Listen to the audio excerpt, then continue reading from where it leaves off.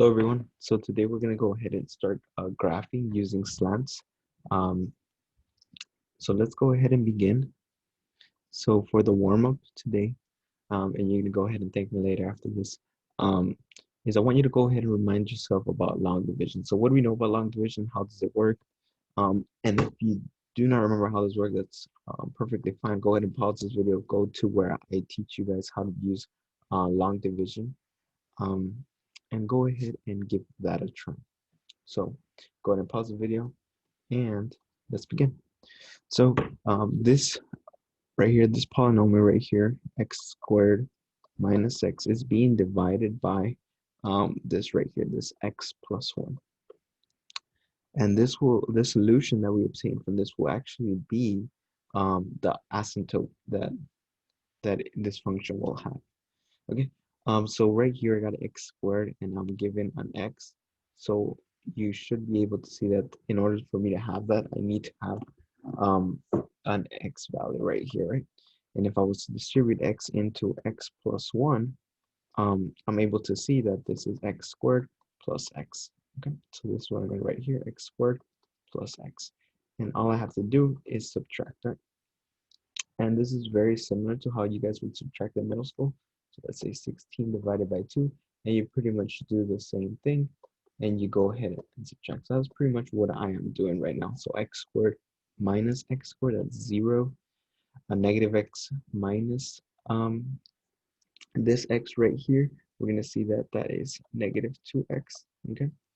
And all I'm left with right now is I have to go ahead and find out what will give me that negative 2x. So hopefully you're able to see that a 2 will have to be there and the minus sign. And I can check my work, negative 2 times x plus 1. That gives me that negative 2x minus 2. Negative 2x minus 2. And I do my same thing. I go ahead and subtract.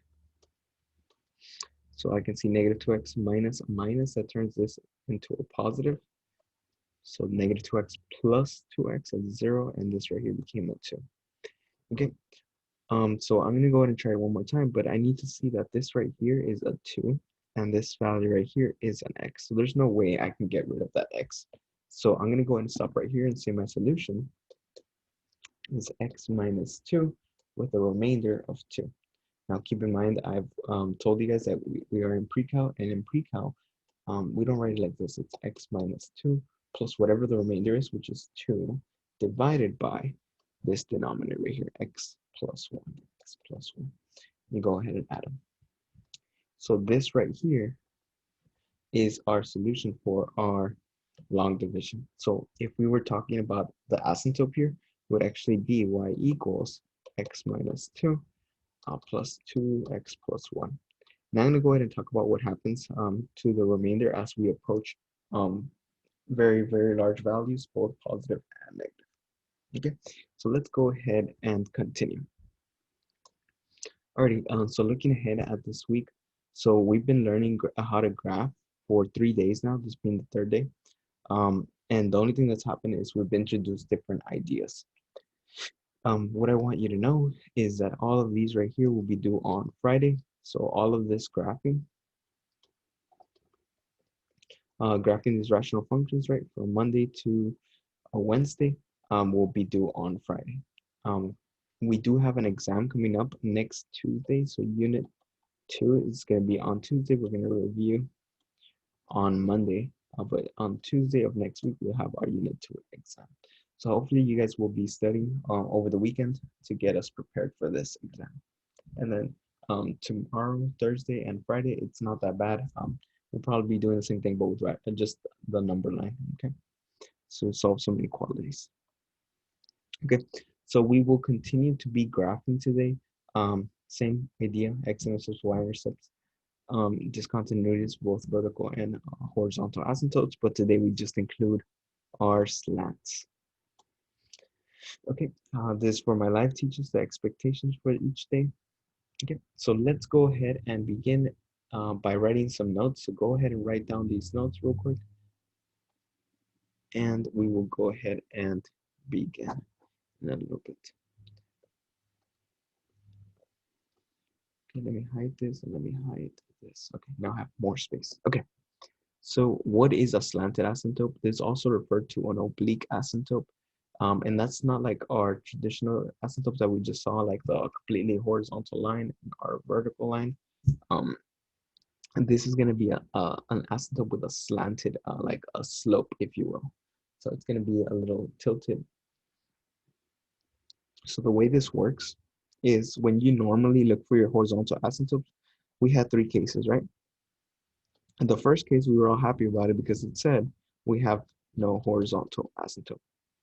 If you don't remember these guys, go please look at your notes. If not, I have a video 2.5 and 2.6 talk about this, specifically about the rules more in depth. So horizontal asymptote. Pretty much what I'm saying that there was no horizontal asymptote, and I want you to check for oblique, meaning slanted asymptotes. When n equals m, well, that one, that was when y equals a over b, and when a is less than b, those are pizza example, remember? I share my pizza with more and more people, and that right there is when my y equals 0. That was my horizontal asymptote when y equals 0. Now, what I want you to know is that the only way this works is if we have the degree on top, right? The degree on top right here would be this 2, and the degree in the bottom for this example would be 1. So if the degree is bigger by 1, that's the only way this works. So the next one, we got the same thing. It is bigger by 1, right? The degree in the top is bigger by 1, given this case number 1, right? So let's go ahead and do this real quick. So go ahead and pause the video, find me the x-intercepts, y-intercepts, vertical asymptotes, holes, and pretty much anything that you can find. Go ahead and give this a try.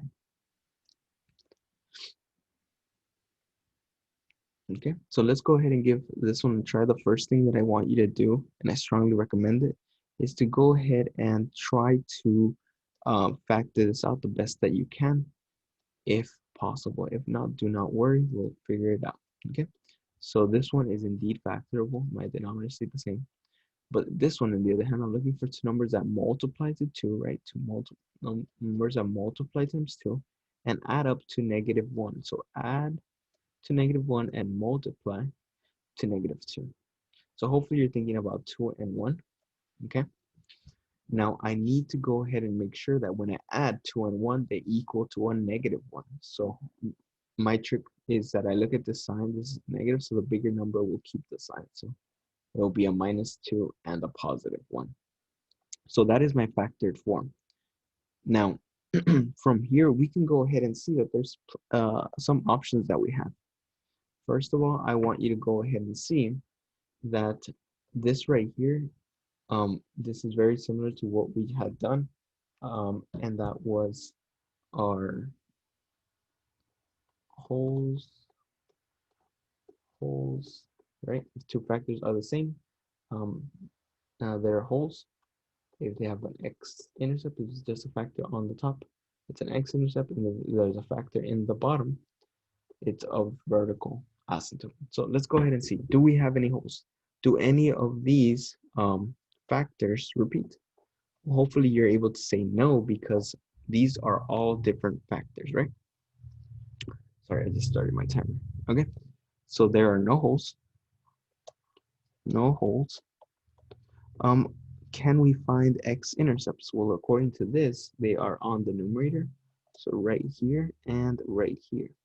So according to this, my x-intercepts, or my zeros, are x plus 1 equals 0, x equals -1 is one of them, and x minus 2 equals 0, so x equals 2 is another one. So x equals -1. I know I made these number lines very, very small, so I'm going to make this -1, -2, -3, 4. Sorry about that, and I'll make this one 1, 2, 3, and 4. Same thing goes, this will be 1, 2, 3, and 4. Alrighty, so let's go ahead and plot these points. So I'm going to plot in purple. So I got an x-intercept of 0 at -1 and 1 at 2. Okay. Alrighty. Do I have a y-intercept? Well, let's go ahead and check that out. In order to find the y-intercept, you substitute x equals 0. You evaluate f of 0. So according to this, you can use any of the functions. They're both the same thing. I'm going to go ahead and use this one, the factor form, which tells me it is going to be 0 plus 1 times 0 minus 2 divided by 0 minus 1.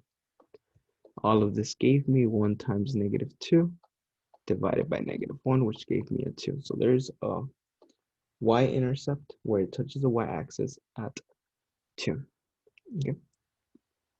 Alrighty. Let's go ahead and find out if there are any holes.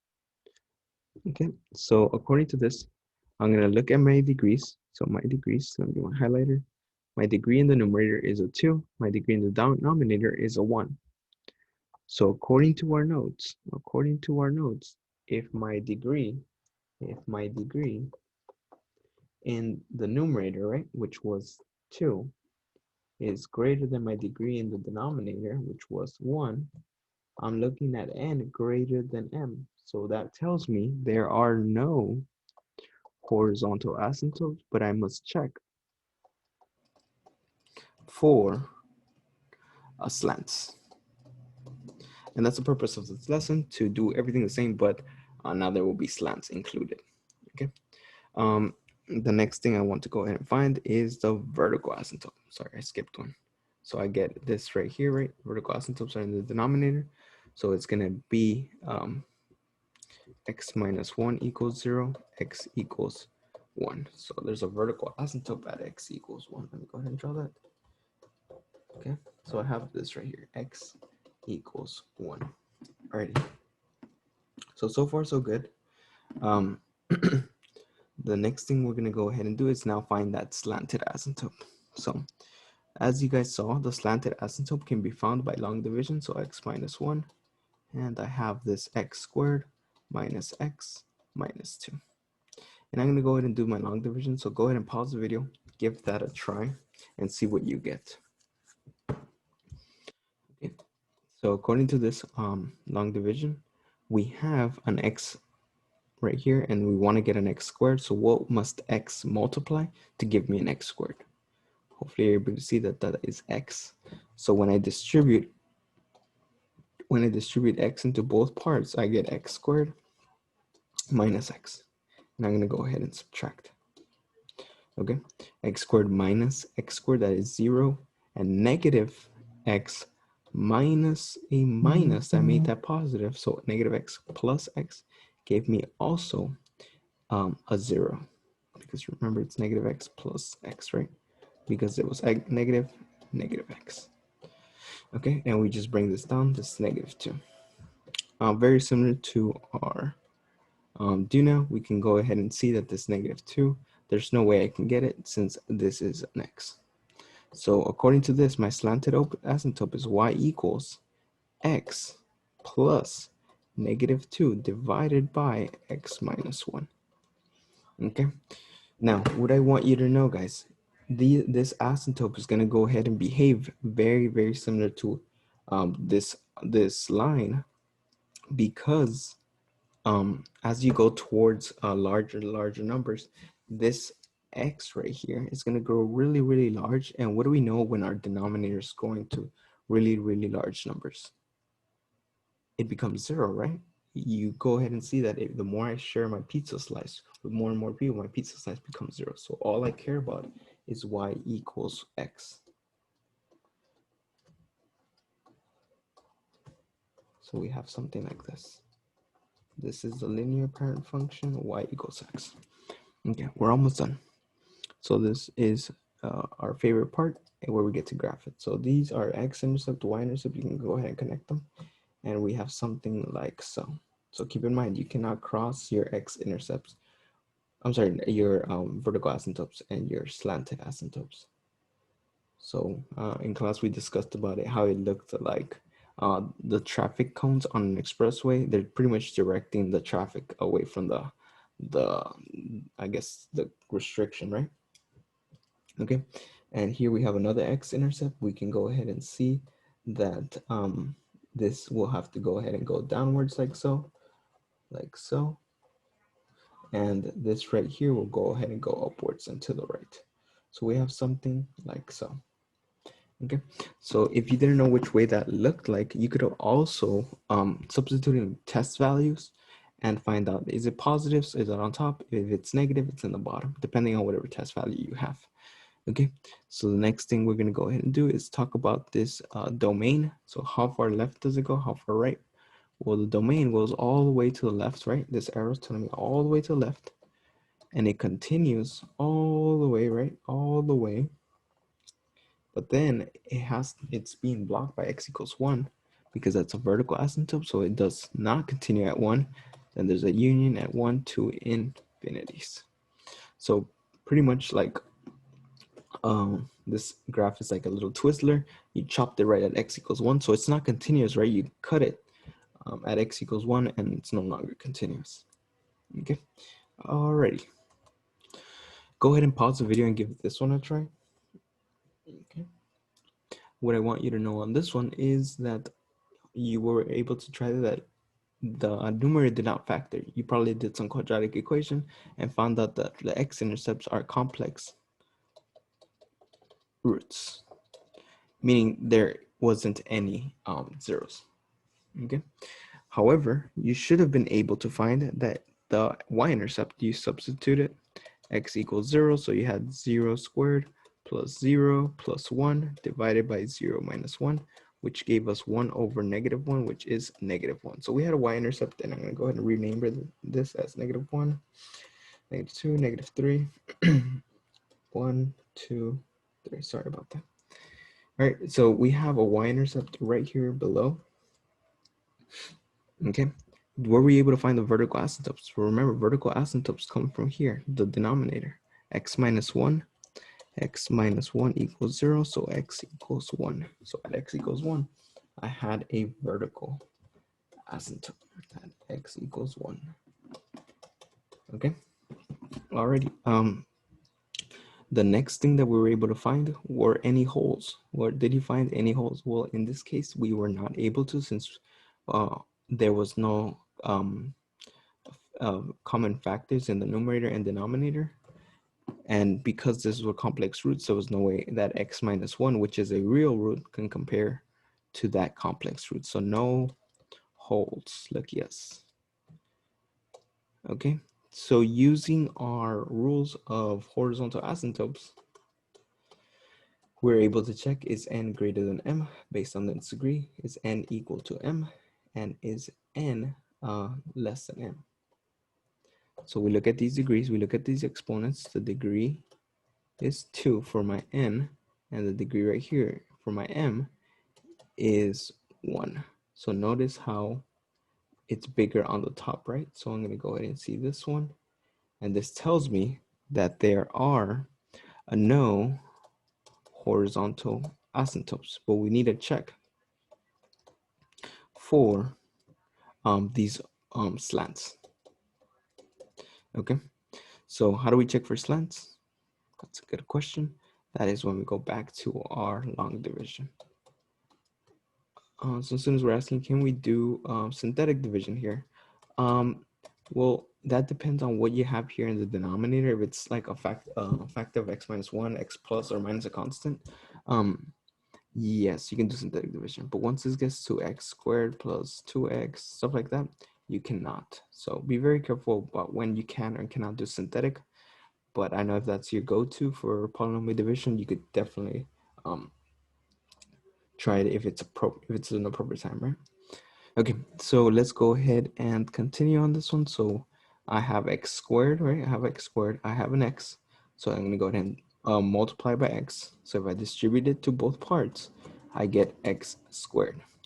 And if I distribute to negative 1, I get negative x. And all I have to do now is subtract. Okay, so x squared minus x squared, that is 0. X minus a minus, that gave me a 2x. And then this right here is a 1. Okay, So let's go ahead and continue to the next part. I have a 2 and an x, and I have an x right here. So for sure, I'm going to have a 2 right here. And if I distribute 2 into x minus 1, I get 2x minus 2. So that right there was pretty good. And negative 1 times 2, that's a negative 2. And all I have to do now is combine like terms. That is 0.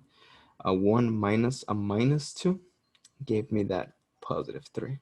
So my answer, my slanted asymptote should be the graph y equals x plus 2. And our remainder is written as 3 divided by what I was dividing by x minus 1. Keep in mind, what you're only going to go ahead and graph is the part without the remainder. So this right here. And that goes behind to the idea of like as you're growing to positive larger numbers, it's you'll go ahead and equal to 0. Okay, so x plus 2. So I'm going to go ahead and find my y-intercept. I'm sorry, yeah, where this x plus 2 touches the y-axis, that is at 2. So remember, this is 2, this is 3, 4, and 5. So right here, and I'm going to go ahead and say this is an asymptote because, so this is going to be a slope of 1 because of this right here. The rise over the 1 is 1. So it's going to be like so. So I'm going to go ahead and plot a couple of points. And hopefully you're able to see this right here. This is the line y equals x plus 2. Alrighty, so far so good. And I'll make my final answer in purple. Okay, so we have this right here. And hopefully you're able to see that no matter what I'm going to go ahead and do, this graph will stay below because it is caged in between these asymptotes. So it looks something like that. Okay, now the next thing that I want to know is I want to find out where exactly is my graph in the right hand side. So where is my graph on this side? So remember, you are testing these values. You're testing any value to the right. Right, any value to the right. And the reason we're testing that value is because that value will tell us what the function is doing. If the test value results in a positive number, then it will be on top. If the test value results in a negative number, then it is negative. So let's say you pick a number bigger than 1. Let's say you pick 2 or 7 or 12 or 513. Whatever number you pick that is bigger than 1, if that answer is positive, it goes on top. If that answer is negative, it goes in the bottom.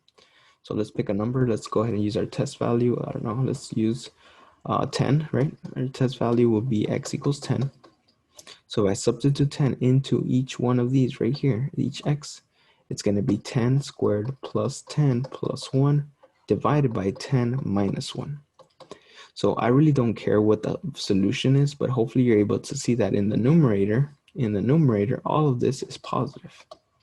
And in the denominator, all of that is positive as well. So this results in a positive number.